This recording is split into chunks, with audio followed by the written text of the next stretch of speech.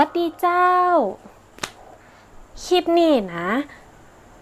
อีแม่จะมาอู้ถึงเรื่องความฮักเนาะความรักฮักก็คือเป็นกำเหนือเนาะแปลว่ารักบ่ใจฮักในภาษาอังกฤษที่แปลว่ากอดนะเจ้า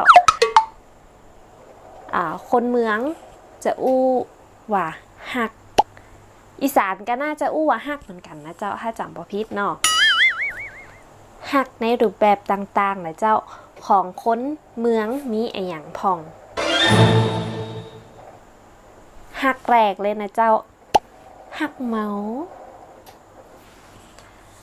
กับนี่นะเจ้าก็คือแอบชอบฮักที่สองฮักขันนาดก็คือรักมากมายฮักที่สามฮักใบฮักงาวคือ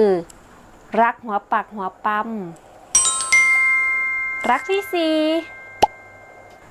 ฮักมันตึงคือ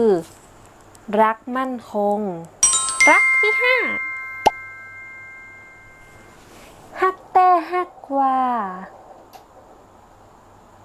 คือรักจริงๆนะ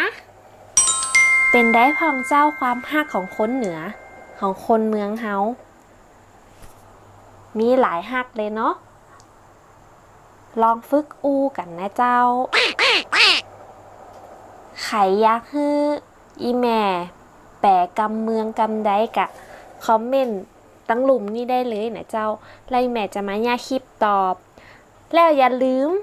กดไลค์กดแชร์กดซับสไครต์ฮืออีแม่ตัวเนาะแล้วก็กดกระดิ่งตัวจะได้บ่พลาดคลิปใหม่ๆนะเจ้าคลิปนี้ไปแล้วเจ้าบ๊ายบาย